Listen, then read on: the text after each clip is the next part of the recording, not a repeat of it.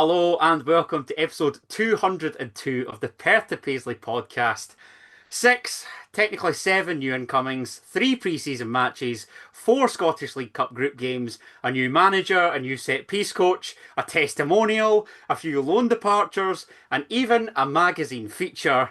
There's a heck of a lot of optimism and a heck of a lot to get through as Heart of Midlothian's 2025-26 campaign is just days away from kicking off. Joining me, Adam Kennedy, to discuss all at Tynecastle Park is Daniel McIver. McIver, the new season is nearly, finally, upon us. How the devil are you? What have you been up to?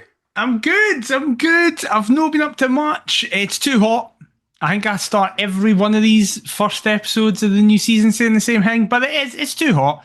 If you're watching on YouTube, don't ask about my nightmare hair situation. It's been a long, arduous process that involved a barber accidentally taking all the length off and leaving the top. But apart from that, I'm doing class. I'm like the most optimistic I've been about a season, I think, since we started this show. So incoming 10th position, folks. I can't wait for it. How are you? Yeah, good, mate. Pleased to see that James Penrice has in fact rejected his move to AK Athens and decided to stay in Gorgie. It's great to see your curtains. Thank you. Yeah, I'm all right. Been working away during the Club World Cup, which has actually been quite fun. I've kind of liked the tournament. I've barely caught any of it, but what I've caught of it, I thought I watched was it Fluminense versus Inter? Yes, it was. Yep, caught that. I caught that, which was one of the funniest games of football I think I've ever seen. Inter Milan are just a mess, aren't they? Yeah, they really are. They were terrible. Like so bad. But it's been. I mean, I feel for Musiala. Stuff like that's a nightmare. That was a shocker. It's just America, innit? Like the Yanks are just so cheesy. Like I couldn't put up with them. Can't you wait for the World Cup next year? Well, I know Canada and Mexico maybe save it, but the Yanks are just so cheesy. Even the let's get ready to rumble, it's like just I know, buffer. What are they doing? Oh, just skip all this nonsense. Aye. It really is. But to be honest, it's been a heck of a lot better than I thought. That being said, we're not here to talk about the elite level just yet. We might get there. We might. Oh, God. We're a minute in and Hibs fans are clipping already. They're ready to go. Yeah, maybe not Europe's elite, but Scotland's elite. Possibly we get away with that. We're fucking about to play unfairly, man. I'd probably get beat now. I go to Broadwood and all these. Oh, Stirling Albion. Oh my goodness. For 75 loyalty points. Yes, we are here to talk about the club that we all love, Heart of Midlothian. I can't believe that the season's genuinely nearly here. I mean, the fact that we're back in this poxy League Cup groups as well is just kills me. It really does. This is rotten, isn't it? We've taken the last couple of seasons for granted a wee bit. I know. By not playing this and finishing, in a respectable position. And the first games were like European playoff ties that we would bottle, but fuck it, by a guy who's just signed for Salford. Kind of shows the level. I still love you, Ocean McEntee. Don't worry, we'll get to you. You're above that level. You've come up. Whereas that guy's went down. I'm not even going to say his name. He shall not be named. Yeah, exactly. A man known for diving. So yeah, it's just... But then on the other hand, it's like, if it all goes to plan, look at what happened with Aberdeen last season. They used the group stages to be like, let's get fucking loads of momentum and take that into the league. It's a good point. I just worry what happens after they reach that 11-game spell and then they go... And then we go at 12 games without fucking winning. Yeah, exactly. Aye. However, there has been a flurry of transfer activity. The main talking point. That is one way of putting it, by the way. Is this like since Levine's summer where we signed about 18 folk? I feel like even that summer didn't feel as busy as this summer. We're waiting on 2. We've seen the day. There's pictures of just guys rocking up being like, we're here, we've signed, we've now got 18 wingers and 42 centre halves. Do you think they're even the boys that we're linked with? No, I think they're not. It's just folk who have turned up. It's been like, listen, lads, this club's taking fucking anybody now. They just need width and pace. So if you can do well in a bleep test, get in. I can show you a 10-minute compilation of me down at World of Football if you like. Right. Too far. You've gone too far. Oh, not me. Jamestown Not me. isn't looking at you. Oh, I know Jamestown goes deep, but it doesn't go that deep. Yes, there has been a flurry of transfer activity. Numerous new faces coming into Gorgie. We don't know a heck of a lot about most all bar one of them. I'm kind of going to go through this chronologically in terms of the way that the club have released it and whatever. First up, Heart of Midlothian was pleased to confirm the pre-contract signing of Greek winger Alexandros Kizaridis. Kizzy, I believe, is what he's been called by the club. I just love these nicknames. Like, even go back to Chesnauskas as Chesney, Michaelunas as Miko. It's like, well, no, anything over 2 syllables, you can fuck off. It must be something to do with, like, the Hummel era. Just these kits and just random obscure We haven't mentioned that. For the first time, I think, ever, we're both wearing kits. Yeah. I mean, I usually... You do. Bring one to the fore. You tend to let the squad down, but it shows the optimism. I've got. Yeah. I mean, we were in the championship in this kit, but I like it. You're not embarrassed to wear that. Exactly. Yeah. Whereas I forked out the money, so I've got to wear one every week. But yeah, I think that's really smart. Who on the back? Let's see who's on there. Michael Smith, obviously. Only guy ever to get a right back on the back of the shirt. Believe me, Borch will be next. I'm not shelling out for Bortkovink, so Borch. But back to Alexandros Kizaridis, a.k.a. Kizzy. The 24-year-old joins the Jambos on a 3-year deal, subject to Scottish FA approval, following the expiration of his contract with Slovak top-flight side MFK Zemplin Michalovce. That's actually way better. I thought you were just going to leave it at MFK.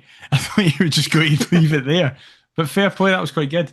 McIver, you've obviously been watching the Slovak top flight for years, haven't you? Harping on about the quality. Absolutely. Yeah.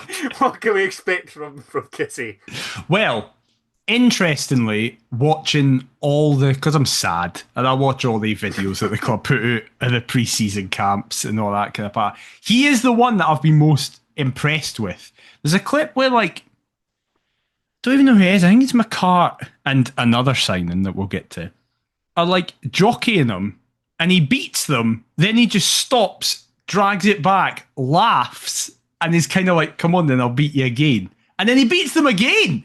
Like, he looks definitely the most technically gifted out of the ones that we've signed so far. In terms of, I saw obviously McInnes spoke in that 90-minute thing that he wasn't as fast as he would have liked him to be or thought he would be.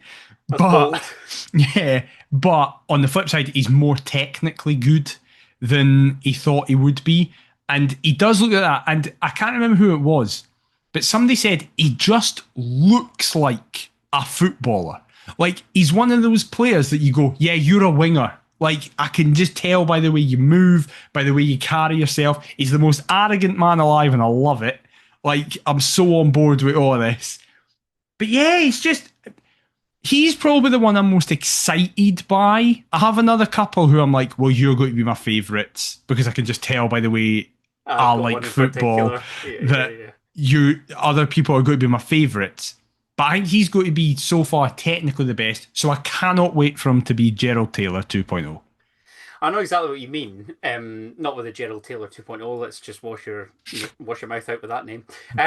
But yeah, I mean, the squad number is Raj, so there's a plus point for me. Yep. The way that Hearts described him, a pacey, direct attacker with an eye for goal, Alexandros has been one of Slovakian football's success stories, scoring 16 goals in all competitions and can boast of 23 goal involvements in 28 games this season.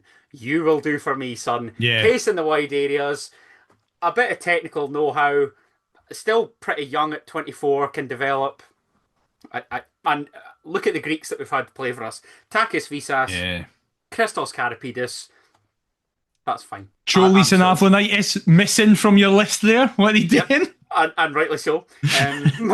But we'll focus on the good for now. We all remember that Motherwell game. Cholis, don't you worry. Spraying passes like Zidane and then just didn't do a head. And never appeared again. another one of your favourites. The club is delighted to announce that Jamie McDonald has penned a new one-year deal. I was buzzing about this. Team. Unironically, was so chuffed. I mean, I don't really care, but get him in as number 4.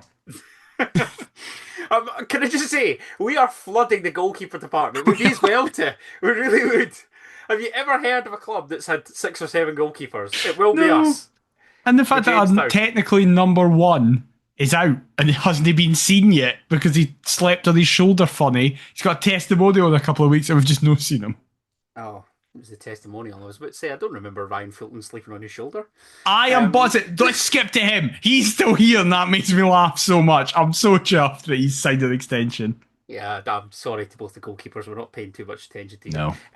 Heart of Midlothian is pleased to confirm that Elton Kabangu has joined the club on a permanent transfer. We're happy with this. The Belgian striker turns his loan from Union Saint-Gilloise into a permanent move for an undisclosed fee.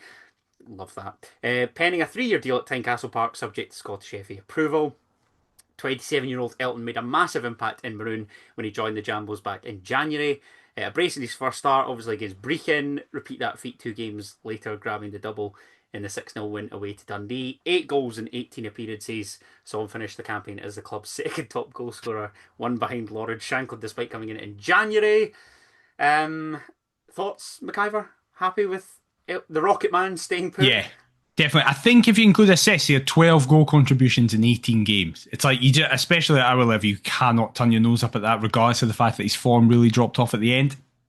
That is in part because he was just suddenly played as a left winger when he's the most number 9 player I think I've ever seen in my life. Yeah, I'm quite surprised, by the squad number as well, because he seems to be given the number 7. Yeah, I couldn't believe that. Bit of a funny one. That does suggest that he could perhaps go wide and stuff like that. The flank, yeah. Yeah, but I don't know if the versatility is kind of the key factor behind that squad number. Maybe cover all areas. I don't know. I'm very chuffed with it though. I know that a lot of people in the fan base seem to not be sold on him. I really hope that this preseason he's learned how to use his laces and not just side foot a ball as he seems to always do. Maybe teach him the offside rule. Don't know. But I'm chuffed with it. I'm really happy. As is Derek McInnes, who said, I'm pleased that Elton is going to be part of this Hearts team next season and beyond. Had a great conversation with him about how I see his role in the team and what I think he can achieve here at Hearts. We're both excited about what the future holds and I'm really looking forward to working with him. I think everybody saw the impact he had when he joined the club in January. He's an absolute handful for opposing defences, and to score 8 goals in a new country is a good return. Now Elton has had time to get used to the club, his teammates and the Scottish game. I'm confident that we'll see even more from him this coming season. We mentioned kind of favourite players. There's obviously one re-signing that will perhaps take all the headlines, but do you think Elton Kabangu is one that can perhaps surprise a few just in terms of kind of what he contributes? Do you think he's one that might go sort of under the radar for Hearts next season? That's exactly what I think he'll do. I think, as you say, the one big re-signing, because he is technically, it's weird, Kabangu is technically a re-signing, but also not. He's in that weird thing where that happens with loan players. But because of the big re-signing and then another just big signing in his position as well, I think people will just kind of go, oh yeah, Kabangu, who was here and to a lot of people didn't do as much. Whereas if if we sat here at Christmas and he's got 8 goals, I'd be like, yeah, that's a good return again. So I'm just really happy he's here permanently now. And I do think he will kick on under McInnes. As is he, because he said, first of all, I want to thank God for this new opportunity and chance. I'm very happy to continue my career at Hearts and to be able to call Tynecastle my new home. The people at the club and the supporters have been very nice to me. They give me love, passion and trust.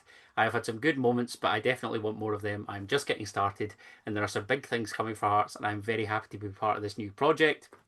I'm already looking forward to coming back and working with the new head coach and taking this club forward to success. I would also like to thank everyone at USG for my time there and congratulate them on a fantastic league title win. They deserve it so much, and I hope that someday soon I am lifting trophies of my own wearing maroon. I mean, he just says all the right stuff, doesn't he? Yeah, he seems lovely. He seems really lovely. He seems like he really wants to be here, which is a big thing. And yeah, I just hope he smashes it. And you mentioned that Michael Smith is on the back of your top. I realised that Hearts didn't actually post about Christian Aye. Grivink, Borchgrevink. Borchgrevink. Yeah. Thank you. It'll take some getting used to. But obviously, the Vålerenga captain joins us right back on a 3-year deal. He makes the move to Edinburgh, just as they all do from these obscure and random places.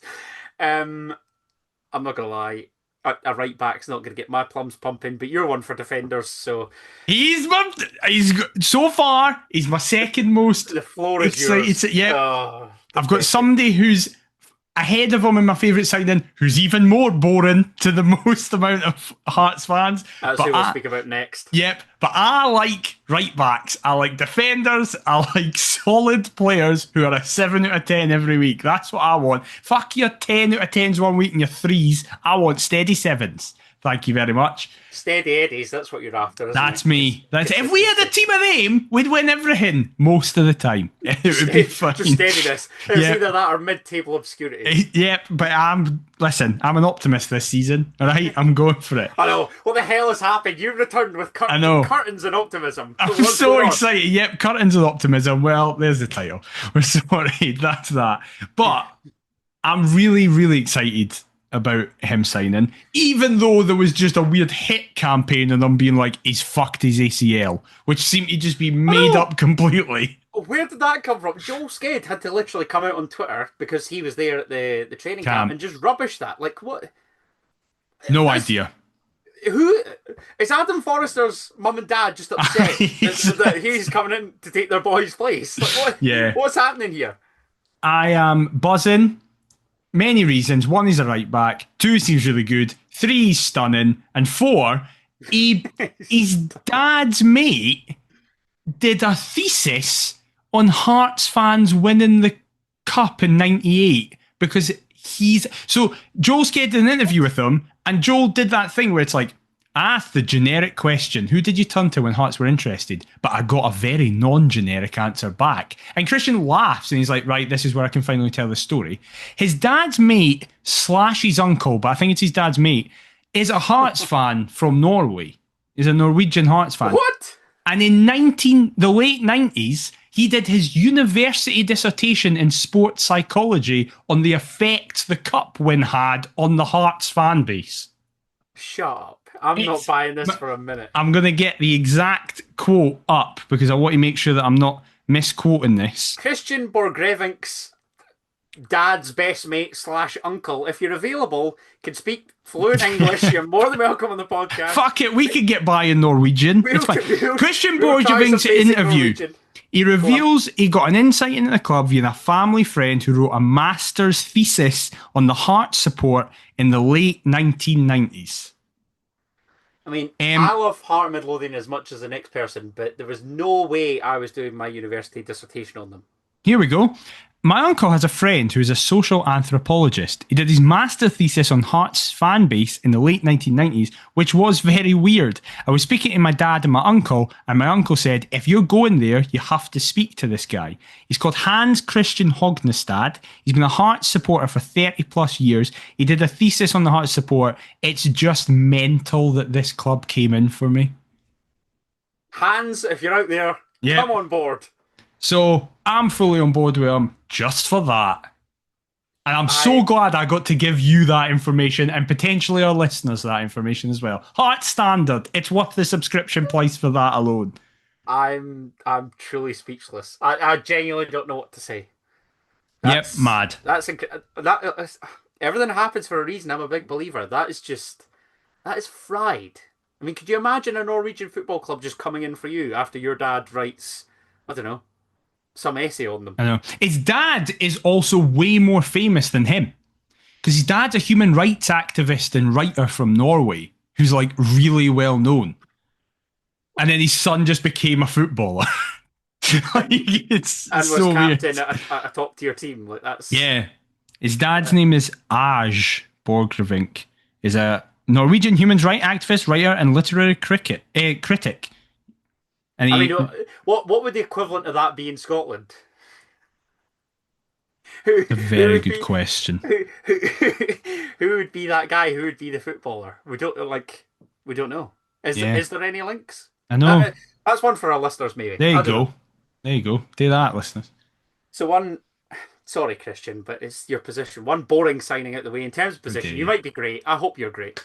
Another incoming, and without a doubt, I mean, this just has Daniel McIver written all over it. Yes, it fucking does, because Daniel McIver signed this man for Football Walsall Manager. in Football Manager. I was about to say this. Right, that to me just tells me that he's going to be pish, because you need only look at the past numpties that you signed for Hearts that were meant Daniel to be good. Oyegoke made us multiple millions, if you listen to the press.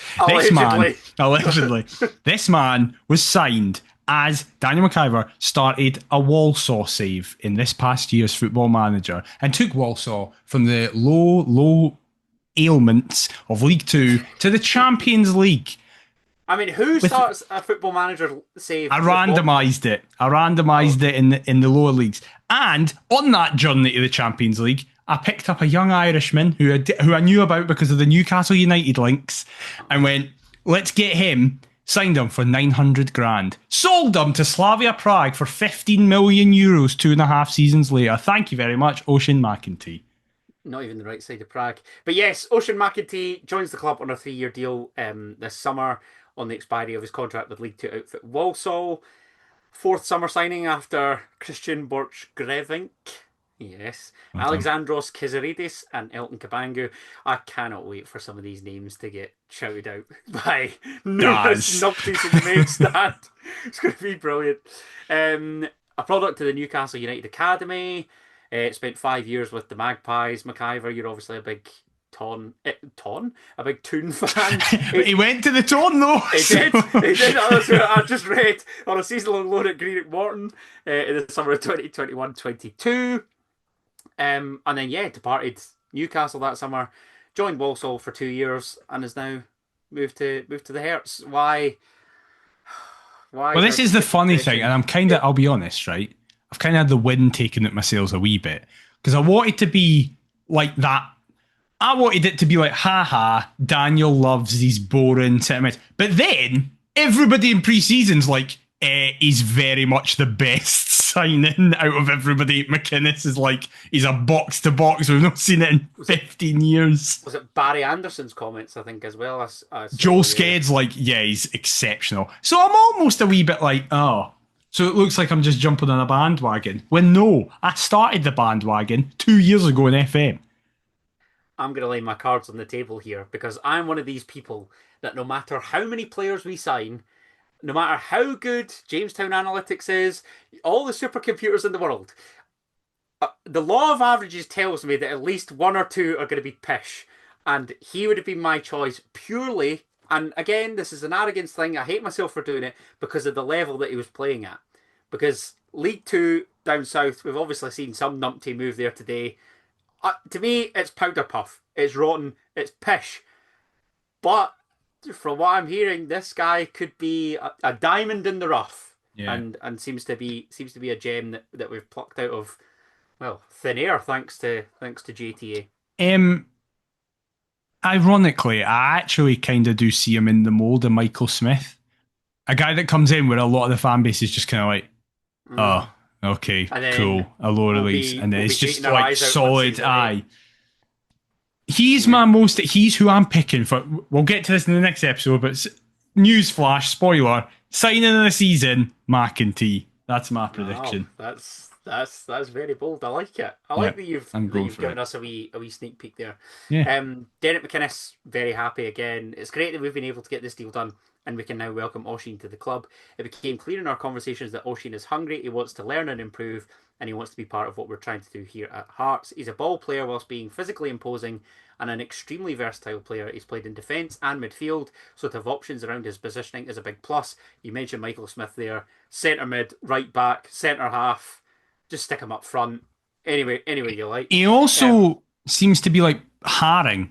Because we signed Haring and he'd never played. We signed Haring as a centre midfielder despite him never having played there and was a centre half. McEntee's the same. He's never actually played in midfield at any level professionally. He's just been a centre half or right back. In FM, he's got a tiny little orange bit for centre mid, but his greens were. There, but it doesn't. But yeah, whereas McInnes, came in and said, "No, I'm signing you to play centre mid," and that's what we did with Haring. Haring like basically never played centre half for the first 2 years until he got hurt, and then it was like your legs have gone. You need to just be at the back. Until he played through that injury, and we were fucking injecting him each and every week. Yeah. But never mind. Oshin's gained a lot of experience down south, and he has knowledge of Scottish football too, which is a bonus. Granted, it's at Morton, and I'm sure he'll fit in. He apparently did quite well at Morton. Yeah, I mean, great. That's signing fantastic. of the season. That's Paul Hartley 2.0. Right, let's all just calm down. Paul Hartley was my. I wanted to see the line. I wanted to see the line that you would break. Yeah, let's just all back a minute. I'm really excited. This is what this time of the year does. How brutal is it as well? Like, obviously, we spoke about the Club World Cup, but see if that wasn't on. Oh my god, it kills me. It's boring. Even like transfers these days, Fabrizio Romano's out here tweeting every minute of the day, fucking ruining everything. Like, do you remember when it used to be exciting when somebody had signed someone out of nowhere and it was like, do you remember this? I have no idea where this popped into my head. Do you remember when Ozil signed for Arsenal? Yes. I don't know why that's coming in my head, but I remember it was just like, what do you mean? Like, what? It came out of nowhere and it was amazing. I mean, like, Fernando Torres was a big one as well. Yeah. The Chelsea thing, like, De Bruyne going to City was big. It's just different times. Yeah. It says here about Dennis McInnes obviously taking his Hearts team to Spain for a pre-season training camp. We'll touch on the results. Went all the way to Spain to play St Mirren and Crawley. That's a tax write-off if I've ever seen one. However, another friendly, another exhibition match that'll be of interest to you, Daniel McIver. On behalf of his committee, Hearts were delighted to announce Craig Gordon's testimonial year. Craig's contribution to Heart and Midlothian Football Club, where he's earned legendary status with 330 appearances across 2 spells, will be acknowledged with a series of testimonial events over the next 12 months. The first of those will be a glamour testimonial match against English side Sunderland at Tynecastle Park. Recently promoted to the Premier League, the Black Cats, who Craig turned out for between 2007 and 2012, will travel to Gorgie on Saturday, July the 26th. That's 2 weeks on Saturday for a 3 p.m. kickoff. Ticket details and hospitality packages will be announced in due course. First of all, I don't think I've spoken to you since Sunderland were promoted back to the Prem. How happy were you to see the Black Cats back fucking in the top buzzing? Flight? It's good. Belongs a very clear word that I don't know if it's necessary, but I guess called in the Northeast, mate. Right. I can't wait because the aggregate score is going to be 20-0 across the 2 games. It's going to be fucking class. They might break Derby's record. I can't wait. So I'm buzzing, but I mean, Craig Gordon is my favourite professional footballer of all time. We know. I cannot wait for it. It doesn't even look like he's going to be fucking playing. Hibs. I know. Hearts and Hibs. Gordon thing ever. Hearts and Hibs have both got testimonials this month, and neither player look like they're going to actually fucking play in it, which is the most Hearts and Hibs thing ever. But I don't care. I'm buzzing. We're going to get beat, and that'll be annoying. But I can take it knowing what's coming in the actual English league season. We're winning a lot. Yeah, exactly. But no, I'm so happy for him. I'm glad he's got this testimonial year. I'll be honest, I hadn't really heard that this was a thing, but then I realised Hibs did it for Hanlon and Stevenson, and it turns out it is actually quite a common thing. Clubs have done it for players that are really big for them. I was going to say, you say it's common. I think it's dying out, obviously, because of now the transfers and whatever that we've talked about. But I mean, it had to be done. Given, Craig Gordon is a Hearts legend. He's probably the greatest goalkeeper that we've ever had. He's the greatest goalkeeper we've ever had. He's in the top 2 academy graduates we've ever had.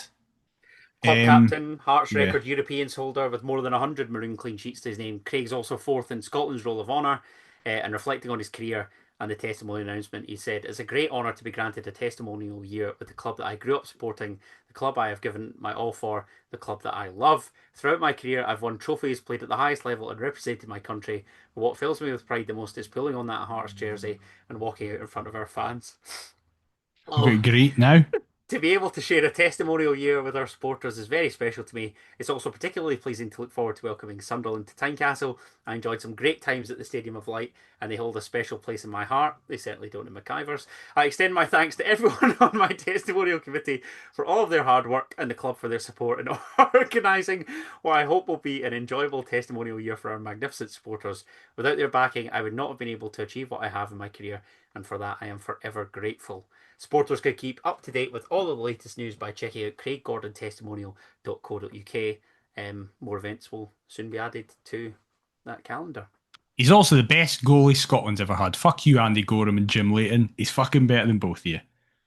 I mean, we didn't see either. And as far as I'm concerned, look at the numpties that are going to succeed him. I mean, Angus Gunn. Oh my God. Talking about moves to Saudi and blooming English clubs. That numpty Kieran Slicker. Oh my goodness. After the season was done, I watched that Scotland-Iceland game. That could be the worst debut I've ever seen. And I'm old enough to remember Jonathan Woodgate for Real Madrid. I love Jonathan Woodgate. He was really, really good for Newcastle. But never mind Jonathan Woodgate, Kieran Slicker, and all these other numpties. McIver, the time has come. Obviously, we've got a big re-signing to talk about, but this is the one that has got my plums pumping. This is the one that is just really, really exciting, and not because he's one of the most gorgeous human beings I've ever laid eyes upon. Heart of Midlothian is delighted. I love that. I always look at the keywords as well in the announcements. The fact that we are delighted to announce that it has agreed a deal to bring Portuguese striker Claudio Braga to the club. The 25-year-old will join the Jambos on a 3-year contract from Norwegian side Allison's FK. Yeah. Right. For an undisclosed fee, when the transfer window opens subject to Scottish FA approval once again. A goal scorer and provider, Claudio has finished each of the last 3 seasons as his club's top scorer. Oh, this is fun. He made the move to Norway in 2022 to sign for then third-tier side Moss FK. League rivals Allison's brought him to Norway's West Coast in 2024. If he can cope in the Norwegian cold, he'll be fine in Scotland despite coming from that Iberian coast. He looks a menace. I'm head over heels already. This is going to be great fun. 2005 Ruud van Nistelrooy with the hair length. That's what he looks like. He plays like Ruud van Nistelrooy. Oh, no, he's actually... I will certainly take that. He also looks like Pedro Neto. Yeah, he's like Pedro Neto and Ruud van Nistelrooy's love child. What a footballer that would be. But I'm really excited. I will be honest though, I saw clips of him doing rainbow flicks and thinking, McInnes will fucking hate that. He'll be like, just fucking stand there and hit it. Enough of this shite. But yeah, very, very much excited. Like, he just looks great. I will be honest though. And I mean, he looks great on the pitch as well, but he's... Oh yeah, he's absolutely beautiful. Oh, he's a gorgeous I think Boardroom looks better, but...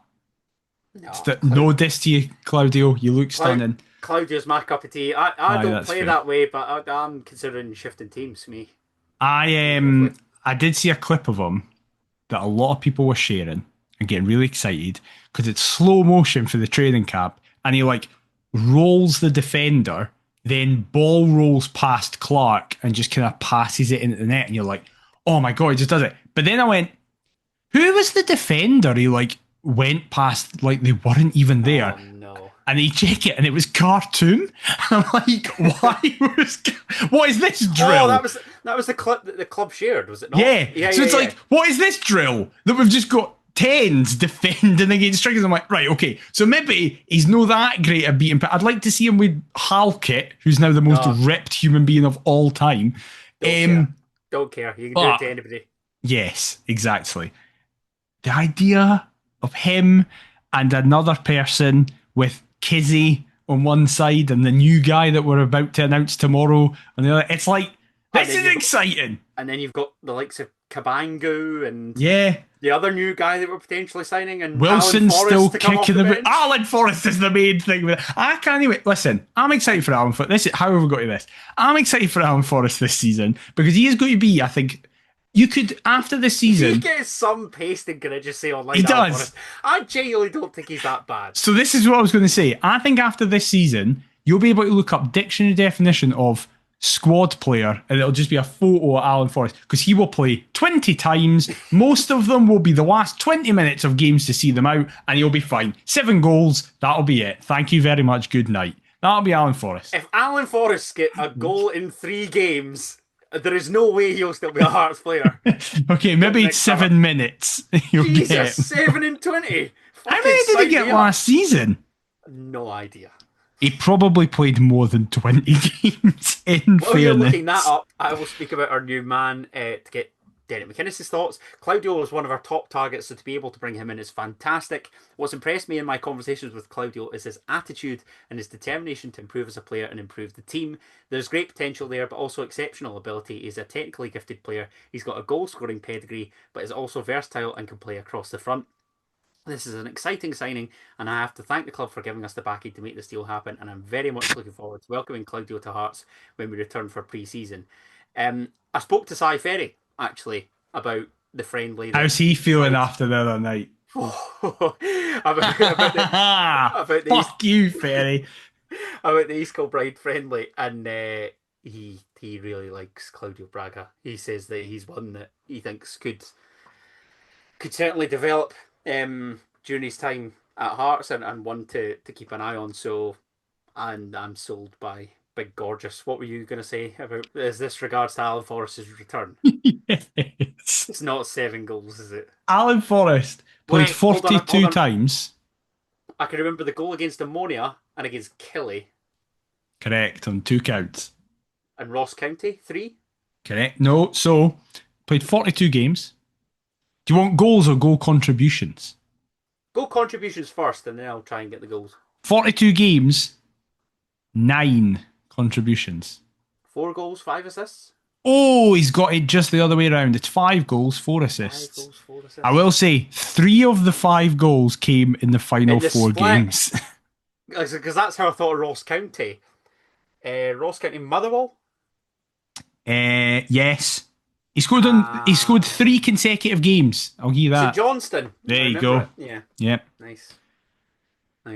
Yeah, that's great. So hold on a minute. So 60% of his goals came in the final 5 matches.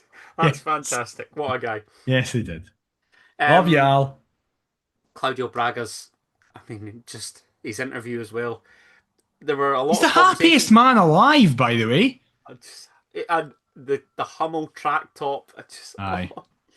Gorgeous.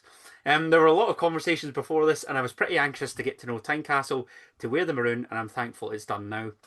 The conversations were good because I felt a lot of interest in me, and that also helped me straight away to be very interested in the club. It feels good when people show that interest for you, and they just make me want to work even harder. That sign me up. It's kind of a cliche, but I always try to give my best on the pitch, try to be confident. That naturally happens if you work hard and if you try to just go full power. I know the fans here love hard workers. Correct. Sometimes I'll fail, sometimes I'll miss, but I'll always try my best in every game, and I think that's the secret. I expect a lot of aggression in Scottish football, intensity, big guys, but I got a little bit used to that in Norway, and I like that I see that in the games from Scotland. I think it will be good to come with a bit of something different and also try to be as aggressive as them or more. If you can adapt to the cold, you're for me, Claudio. He said the thing there that I think it kind of speaks to how you view footballers, that you either will view it as a positive or a negative, but I viewed it as a positive, that he was like, listen, sometimes I'll have shite games. Like, I won't be perfect every single week, but I'll always try. And it is like, some folk will go, oh, he's coming in with an attitude that it's like, oh, listen, kind of get used to the fact that I'm not going to score every week. Whereas I'm like, nah, he's just a person. Like, he's being human, being like, yeah, listen, we play 40 games a season. I'm not going to be able to score or be great in every one of them, but I'll always try hard. And it's like, I know it's the bare minimum. I know there's that Rio Ferdinand clip where it's like, when he asks folk what they like and they say he tries really hard, he just discounts them. It's like, right, well, fuck Rio Ferdinand and his opinions on many things. But I like it when that's like a characteristic of a player. So I'm really, really excited for Braga. He got in the Crawley game, he got a hat trick of assists. I mean, if he only scores in 39 games, that's fine. Exactly. That's the bar, Claudio. Come on. What a guy. Is it Claudio or Claudio? I don't know. Because if he was Swiss, it would be Claudio. But I don't know if in Portugal it would be Claudio. That's a good question, actually. I'll just call him Big Sexy. That's fine. We mentioned so will I. Contract extension that you're happy with. I am as well. I think I actually thought he was really good. He was great. It was like you couldn't really ask for more for him in the games. And a player that I felt we should have signed 2 years ago, 3 years ago, finally puts pen to paper at Tynecastle, albeit on a temporary basis, as Heart Midlothian is delighted to announce the loan signing of Stuart Finley. McIver, I don't think this is one for you. I don't think you'll like him, but no, why not? He played for Newcastle briefly. He did, under Rafa. Yeah, there you go. It's hard. I mean, he's scored literally in 100% of his Scotland caps. Oh, great. Because that's the way to get in my heart. Speaking about how folk are during their fucking Scotland games. And kept a clean sheet. He's never conceded a goal whilst playing for Scotland. True. It's a very fair point. But I said he's not for me. That's not true. I'm just slightly underwhelmed by him. I'm just like, okay, this is what I thought we'd get with Derek McInnes, Stuart Finley. Danny Armstrong's way to Croatia or something. So it's like, right, he's no coming in. Romania. Aye, yeah. But yeah, it's Bucharest is Romania, Budapest is Hungary, isn't it? Yes, yeah, correct. Right. So I was just like, right, okay, Stuart Finley's here, fine. We now have 100 centre halves. Okay, fine. I think you'll be fine. Good depth option. Aye, exactly. I didn't really want him as a starter. Do you know what's mental as well? Well, given the rumoured injury, it seems like he might well be sooner rather than later. Yeah. But what I was going to say is, what's mental is Robbie Nielsen was going to bring Stuart Finley to Hearts, and do you think that you would have? Is it just because Derek McInnes is that you're not? No, I think I would even back then. He's had a couple spells, hasn't he? I mean, Philadelphia didn't really work out. He's obviously come on loan from Oxford. You were never a big. I've just never, admirer. But I was never a big Jamie McCart admirer. So hopefully he goes on that trajectory where I just suddenly go, oh no, you're actually solid, and I'm happy with you. I'm confident he could do that, as is Derek McInnes, who said, Stuart's obviously someone I know very well from the years we've previously spent working together. I know his attributes and every aspect of his game. He's a dominating defender, strong and athletic, and he's a real leader on and off the pitch. I'm delighted to have him here at Hearts. And the big man said it was a no-brainer to reunite with Derek McInnes. Fucking obviously, you're not getting a game for Oxford, mate. The club itself is obviously massive. It's a club that I've played against, a stadium I've played at many times, and it's a fantastic place to play football. I remember that goal into the top. I was going to say, scored here, eh? Yeah, doubled up with the fact that there's a manager here who believes in me, and a manager who I believe in as well. We've got a good working relationship, and that's something I'm really excited to try and take on into this new chapter in my career. I've had a lot of experience with different aspects of football. I've had some down moments when you're not playing as much, and you learn how to come back from that. We spoke about the human element just there. This could be the making of Stuart Finley, hopefully. He went to Kilmarnock under Derek McInnes, and he really helped me to discover my form after a couple of years of not playing. The manager knows how to get the best out of me, and I know what he expects from his team. I know what he expects day in and day out, and I hope to bring that to this club and make sure we're as successful as we possibly can be. He's also clearly staying here beyond this season. It's so clear. He's got down the Kabanga route, hasn't he? Yeah, exactly. But listen, if he's good, class. Great. The club is also pleased to announce that Finley Pollock has signed a 1-year contract extension, taking his current deal to the summer of 2027. It's just about trying to find him a loan spell, really, isn't it? Aye. And hope that he doesn't could be pushing, perhaps. Yeah, in the sense of playing on the right, probably. Yeah. Because everywhere else we seem to be sorted. But we're signing two guys that seem to be playing on the right. So yeah, I do think he'll be sent out on loan. But again, I think he'll be a top-end championship side, like he was last season. I actually spoke to Lewis Vaughan today, Wraith Rovers centre forward, but I didn't mention Finley Paul. Maybe just speaking to everybody.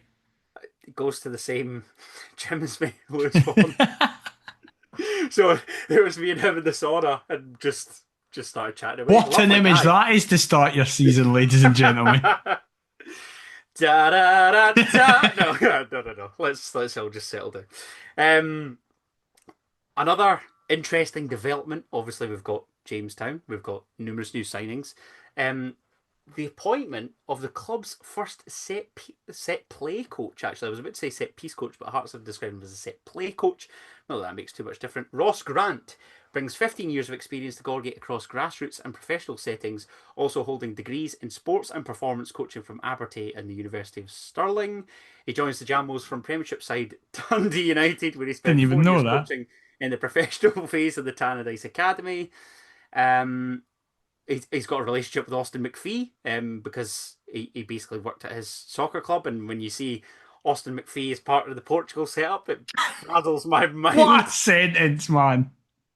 Who would have thought that when that BBC documentary that we featured in came out and he face plants in those training sessions, who would have thought that he would be part of the Portugal setup just years later? I love football. I fucking watched him play Craig Whiting at left wing and Michael Smith at centre mid at Hampden.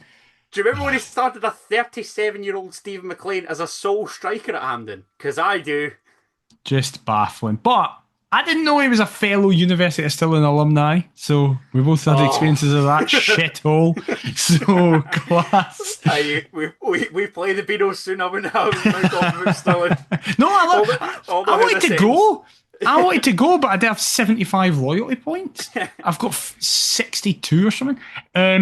I mean, it says that Ross's relationship with McPhee continued into the latter roles at FC Midtjylland, Aston Villa and the national team, where Ross provided support and analysis to Austin in his role as set-piece coach for the last 6 years.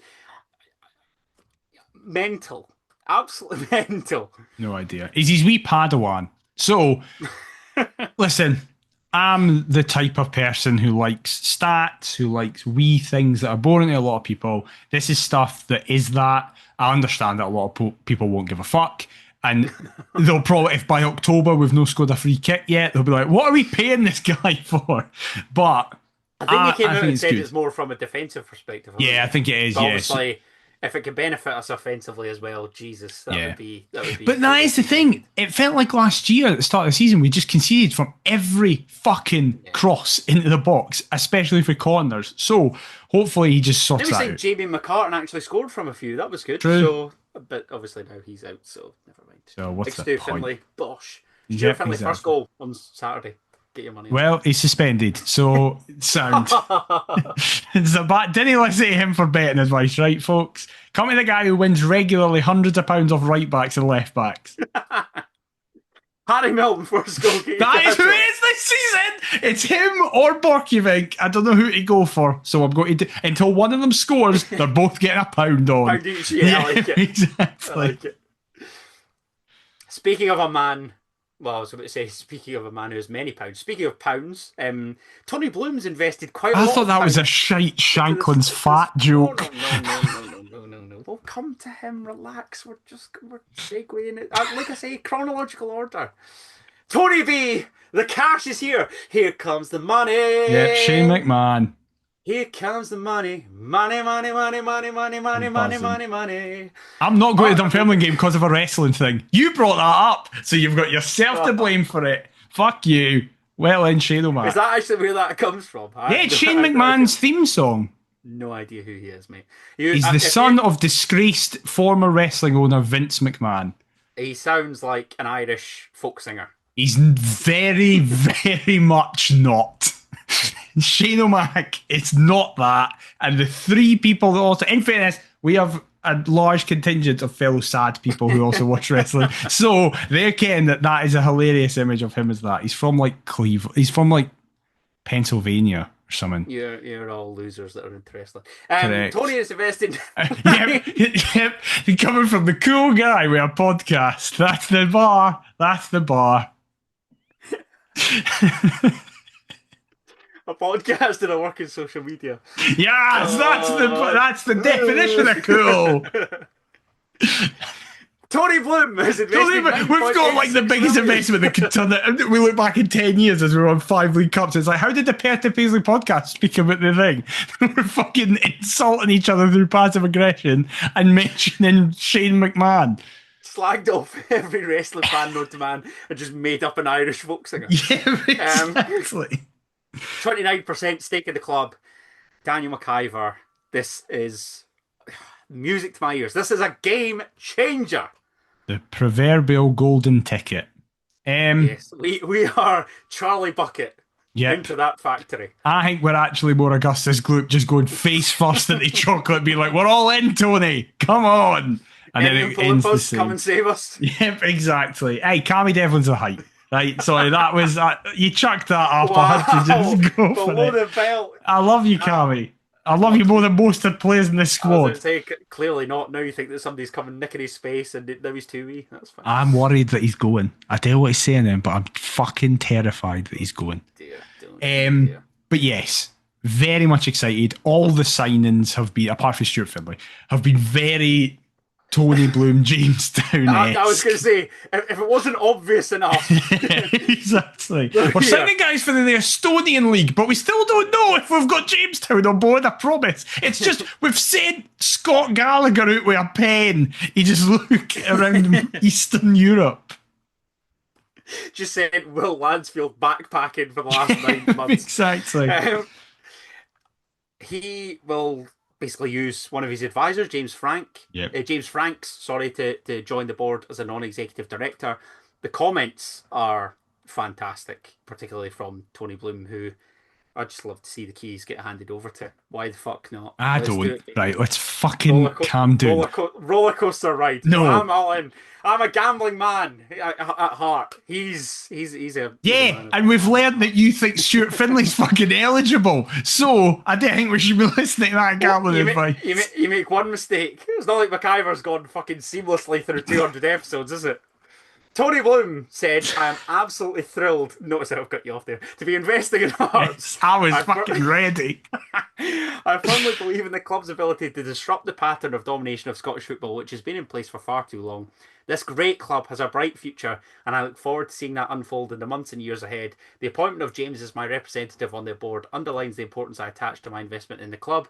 James has been a trusted associate of mine for many years, and I believe that his wealth of experience in the football industry and strong business acumen will be a tremendous asset to the board and to the club. If you want to come on the podcast, Tony, more than welcome. James Franks added, I am honoured to become a board member at Hearts. From my first visit to Tynecastle in March 2024 as the initial step in the investment process, it was obvious to me just how special the club is. All of my subsequent visits and my interactions with the management team at the club and with the foundation of Hearts have strengthened that feeling, and I'm proud now to call myself a Jambo. I welcome the opportunity to play my part in an exciting new chapter in the history of this wonderful club. It's exciting. It is just really... The James Franks thing especially, right, is because I saw... I don't think he's necessarily... I was just double checking there. He didn't get on the board at Brighton. But he was, when Bloom first took over, he was very heavily involved in the kind of initial setup. I was going to say, the club actually posted about that. It's funny you say that. He played an integral role in Tony's investment in Hearts, as well as the investments in Royal Union Saint-Gilloise in Belgium, and Melbourne Victory in Australia as well. Yeah. I forgot about that as part of the group or what have you. Yeah. Serving as a business advisor on the deals and leading the process to take each deal through to completion. So, essentially... Tony B's a busy guy. He's a seagull at heart, diehard Brighton fan. He'll be at the Amex most weeks, and James can just kick about Gorgie and Melbourne and Belgium. And there's worse places to kick about. Aye, exactly. He does seem to be the guy that gets shit done, basically. Nice. I'm chuffed with that. Yeah. I mean, the fact that it went to the vote, I thought was... crazy. I'm just relieved that most Hearts fans saw sense and I love, by the way, that there was trepidation of like, will we reach 50%? What will happen? Fucking vote yes. And then it's like 8 people said no and 19,000 said yeah. Season tickets confiscated. Yeah, don't talk to me. We can't be mates. If you deny Tony Bloom, we cannot be friends. I remember being worried. Like, I never was in doubt of it passing, to be honest. No, But neither was I. But there was a fair amount of skepticism, I think, I on Twitter know. that people were. "Oh." I was just worried that folk. I'm very much of that opinion though, where it's like we need to stay fan. I don't want any conversation about No. like Tony Bloom actually taking over, but I'm worried that some folk would allow that to blind them slightly. But thankfully, it seems that people are just sensible and like, no, this is just there seems to be, from a Hearts perspective, no downsides to this. Whilst we're on the topic of board changes, before we get to kind of departures and what have you, Anne Budge has advised the board that she will be stepping down from her role as chair of the club in December of this year. Following the 2025 AGM, the search for a new chair is now underway. McIver, I don't really know what to say about Anne Budge, to be honest, other than I know that she's made mistakes in the past. Everybody makes mistakes. I think on the park, we've not necessarily been in the best place. However, undoubtedly, throughout our lives, Hearts are now the best off the park I can ever recall them. And considering where we were prior to her involvement, prior to the administrator's involvement, prior to the Foundation of Hearts' involvement, to me, I'm really torn because there's been some bad, but you can't ignore the good. And ultimately, the club that we talk about each and every week would not be here had it not been for Anne Budge, had it not been for a couple others. I think now's probably the right time. I think this has perhaps been a wee bit overdue, really. But from me, I guess it's a thank you for keeping this heart still beating, really. I can't think of anything else to say. We could spend all day in terms of the pros of Anne Budge, the cons of Anne Budge, but on the whole, Tynecastle is still our home. Hearts are still here. So for that, she deserves enormous credit as far as I'm concerned. Yeah, a few main things are just, without her, there is no Heart of Midlothian Football Club. Yes, obviously, we as supporters put in the money, but it wouldn't have been enough unless Anne Budge stepped up at that moment.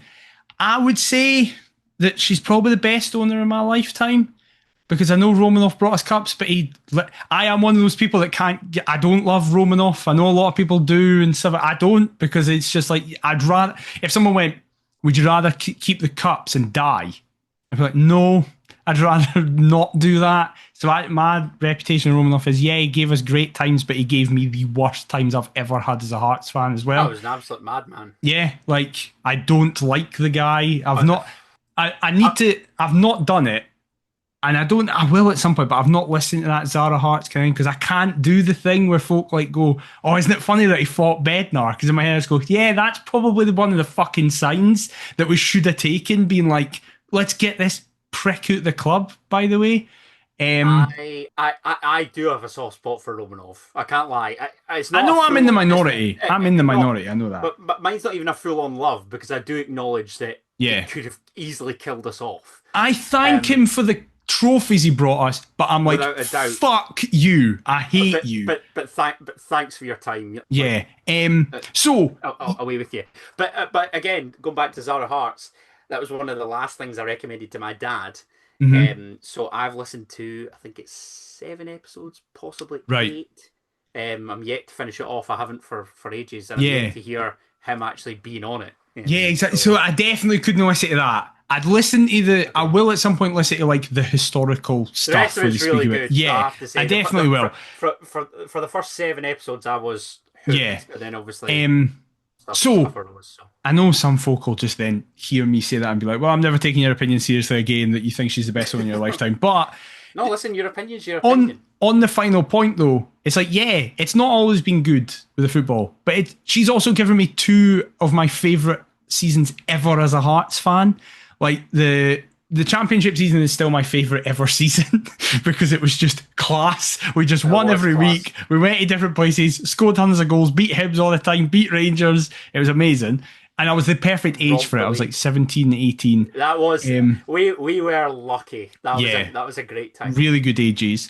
And then the season that we came up after this kit, 21-22, where we just fucking pissed third, beat Hibs every time we played the Halliday Derby, Kingsley's goal at Hampden. Well, that's under her. We got back-to-back European qualifications for the first time in our history. She has made so many mistakes. Even the season before last was good. It was class. Yeah, it was class. She's made so many mistakes, but I've never felt it was deliberate. I've never felt there was malice involved. She just didn't know football and made wrong decisions. I fully agree with you. It's definitely the right time. It's probably, if you ask me honestly, about a year too late. Yeah, I would have said that. But she goes with absolutely no ill will from me at all. I recognise the mistakes she's made, but I would never, ever think she'd tried to do it like, haha, I'm just going to fuck around with Hearts. Her heart was always in the right place, and I will just hope she enjoys retirement. I know she's staying on the board. Like, she's not CEO anymore or like that, but she's staying on the board and kind of just like, she'll have a vote. And I'm just like, aye, fine, Anne. Going for it. Yeah, I mean, you hear rumours as well with regards to like her brother, the stadium, and all that. But she also ensured that Tony. But her final thing is that Tony Bloom's investment came in because of how well we're run. And ultimately, I don't know what to believe. Unless it's, you know, I still remain somewhat sceptical with certain things. That there's always going to be part of exactly. Aye. So it's a thank you ultimately. Definitely from the pair of us. And one man that we thought we were bidding farewell to and saying thank you to after some phenomenal seasons at Tynecastle Park decided to put pen to paper and remain in Gorgie for the upcoming campaign, as Heart of Midlothian is thrilled to announce that Lauren Shankland has agreed a new contract with the club. The number 9 will return to Tynecastle Park, having signed a 3-year deal with the Jambos, subject to SFA approval. Imagine if that failed. I can't believe he's still here. I really can't. 68 goals in 137 games. 97 contributions, I think it is. Madness. Yeah. We often like deliberately don't speak about Hearts throughout the week when the season's on because we don't want to repeat ourselves a lot on the show, and we often like to hear our own reactions to things live instead of just knowing what it is. But stuff always gets through, and in the off season, obviously announcements being made all the time. We obviously speak and get the reactions. We pretty much gave each other our immediate reactions when this happened, which was just disbelief. Relief. Yeah, exactly. Disbelief, relief. But my overall thoughts on the Shankland thing is that it was a farcical saga over the last 18 months. I think he's actually been really badly advised by his agent. 100%. And I also think that the media played their part in trying to prize him away from Hearts without a doubt. Probably. Keith Jackson, you're a wanker. Simple as. So I think it's a farcical situation. A lot of people today. Season's not even underway yet. Nah, exactly. It's a massive fuck you from me. A ridiculous situation that shouldn't have gone on for as long, and I mean that from both sides. But it also means that I'm kind of like, right, Shanks, you need to hit the ground fucking running, mate, now. He took the piss just because he wanted to miss Spain. He just didn't want to go to Spain. Yeah, right? That's what it was. For the full week, he was like, I'll turn up and play Crawley. It's all right, don't worry, lads. Just a really stupid situation. Surprised he's get the armband? Yes, and I'm a wee bit annoyed about that as well.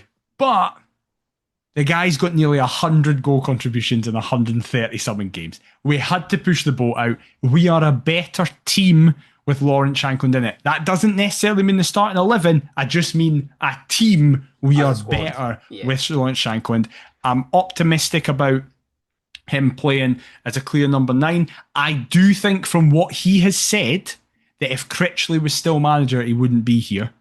The way he's made wee digs about like, oh, it looked like I was going, but then the head coach changed and it made me rethink a bunch of stuff and all that kind of patter. Do you think that's played into Hearts' thinking by bringing Derek McInnes to the club? As probably could have kept Lawrence Shankland on. I also think you say push the boat out, but the club have said again, and I don't know what to believe because it's just paper. Yeah, we've not actually went not mental. gone. Yeah, in terms of the wage that's on offer, to me, I don't think the club could have done any more. I think they've played a blinder in terms for us. We've done really well. Yeah, we've done really well. For him, he's had a shocker. He's missed doing like 10 grand a week. His agent should be sacked immediately. Yeah, it's insane. He should never speak to the Daily Record again.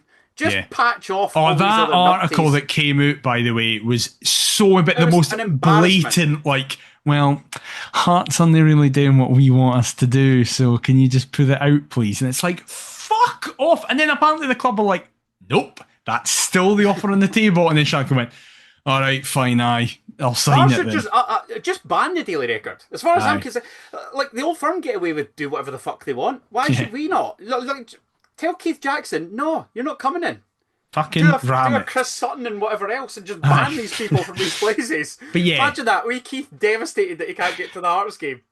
I am really, really glad he's still here. I think we will now have I'm more optimistic about the season that he's here. 100%. Derek McKenna said, Lawrence has not only been ingrained in the club the last few years, he's been a big player for the club, knows his way about the Premiership, knows his way to goal. It just made so much sense on so many levels for me. I've known Lawrence since he was a young boy, and I know how important family is to him, and I know how important being happy is. I always felt this was a huge advantage for us. Not only does he enjoy his time at Hearts, those family connections are always very strong. I do feel that having that recognised number 9, a goal scorer with a real pedigree, Scotland internationalist, the motivation for Lawrence to do well here at not only a club that he loves, a club that he's happy with. You see the way he's embraced his teammates. He's a really popular boy, but he's got so much to do here. In my time at Hearts, I want to make sure it's successful, and I want Lawrence to feel exactly the same, and he does. We want to be lifting silverware. We want to be going into group stages in Europe, and we want to have a consistent thing going here, and that is the driver for all of us. I do feel that having Lawrence in the building gives us a better chance of achieving all that, exactly as you say, McIver. Jock the Jambo. A big point. And as a man who was the former handler of Jock the Jambo 6 years ago, I'd like to take immense credit for that. That sounds a bit... It sounds exactly how I intended it to. Bring back Teeny and Tiny Tiger. Actually, no, keep Jock here. Keep Jock here, because then Shanks will stay. Yeah, and exactly. I miss Hearty Harry. I'm that old. What a time to be alive. So we spoke about incomings. I realised that we're really lost. We're over an hour. We've just spoke about the sign. Listen, you's asked for this. We put it out on social media. That is true. You's asked for this. We've not got another episode for another couple of weeks anyway, so it's fine. A good 3/4 asked for this. This is entirely your fault. Yeah. We spoke about the incomings, be that at boardroom level, playing personnel, obviously the manager, but we're going to speak about departures. Macaulay Tate has completed a season-long loan move to Livingston. The midfielder returns to West Lothian subject to SFA approval following a successful spell with the Lions during the second half of last season. He featured 23 times for Livy, helping them to a second-place championship finish, and obviously then promotion to the Premiership at Ross County's expense. Makes sense for me, McIver, with the amount of midfield players that we've got, that we're signing, that he'll continue his development at the home of the Set Fair Arena. Bring back the Tony Mac. It's still the Tony Mac. It's the spaghetti hat. Yeah, exactly. But I had a really weird reaction to this signing because initially I was gutted. I was like, oh, fuck, right, that means Tate's done. He's going to go there and then he'll leave when his contract ends at the end of next season and stuff like that. And then somebody was like, you do remember that he signed a 5-year extension last year? And I was like, oh yeah, he's contracted for another fucking 3 years. And I've went the complete other way where I'm like, this is an amazing move for him because it gives him a year in the Prem and see how he does there. Then he can come back next season and it's like, I'm ready to go. Let's do this. So I'm buzzing for him. Can I just say as well, I love that the club have loaned him to a fellow Premiership team. Not necessarily so that he can play. I mean, he obviously can't play against us for one, which is great. So I wouldn't be taking Macaulay Tate to get booked there, you prick.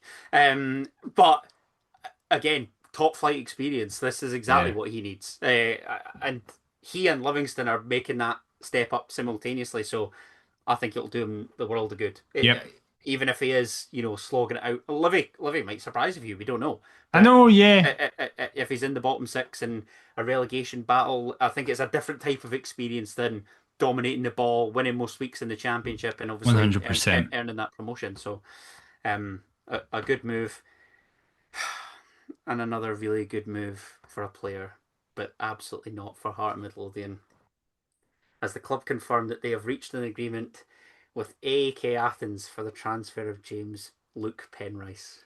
The 26-year-old will join the Greek Super League side for an undisclosed fee, subject to international clearance and SFA approval. James joined the Jambos on a free transfer in June 2024 and would go on to make 46 appearances in Maroon, scoring twice. His performances earned him the Players' Player of the Year, Fans' Player of the Year, the Club's Player of the Year, as well as a spot in the PFA Scotland Team of the Year. Daniel McIver's copied his Barnet. He's made a huge impact at Tynecastle Park. What a cultural impact the guy's had in 1 year. And he'll now continue his career with a life-changing move to Greece. So absolutely gutted. I hate AEK Athens because of that Champions League qualifier. Their first game ever cried at. And now they're taking James Penrice. And this was the same day as the Shanks news. Can we not just have one day? We had like 7 hours of nice things. One nice day is all we ask for. And then they fucking do this and announce it. And that little gimp Fabrizio Romano as well. Oh, look, James Penrice moved to AEK Athens. Here we go. Fuck off. I'm gutted. I'm just gutted. He was like immediately my favourite player outside Devlin and Gordon. So much so you dubbed him Luke. Exactly. He looks like a Luke, all right? And the running joke's over. Like, this is bullshit. He won me over £150 last season. Was that the goal at Tannadice and the St Johnstone header where he was inexplicably on the penalty spot? What the fuck's he doing there? Forrester swings a ball and it's just like, where's our number 9? Oh, it's our number 27. Sound. No, I'm delighted for him. Gutted for us. An amazing move for him. Yeah. Imagine going from Blair Spittle and Musa Drama to Eric Lamela and Anthony Martial. Is Lamela that's where Lamela and Martial are? Yeah. Fucking him and Martial on one side. There was another wee baller I remember seeing in their squad. Lamela must be 50. I think he's only about 34. Oh my god, he's 33. What do you mean? Eric Lamela's been around since we were born. Anyway, I'm really chuffed for him. We playmaker, Argentinian. A story. No. Pereira. Roberto Pereira. Oh, really? He plays there as well. Wow. Yeah. So what a team. And the pish and rain in Edinburgh to the fucking roasting hot of Athens. Aye. Mad. Can't fault the guy. And however, that's what I was about to say. Pounds. Yeah. £2 million for a free in the space of 12 months is fantastic. That. It's the Jamestown model. We're going to have to get used to it. This isn't a thing we're going to talk about now. It's really sad. But by the time we come back, he'll be here. But Kabori, his thing is like where he's like, him not signing now. I know exactly. That's that deal. Yeah, it's fallen through. Sorry, you can blame me. Where he's like, I want to come in and just be class and then move on. If Kabori or Braga score like 20 goals this season, they won't be here next year. It's like that's the model. Don't. That's the model. If players will do well, they won't be here. Already. No, I know. Kicked a ball for us yet. I know exactly. I need to see him in the flesh. I'm not there at Dunfermline. I need to fucking see him there at Aberdeen. Aberdeen's my first game as well because I've bought hospitality tickets for November the 1st, Dundee. Oh, really?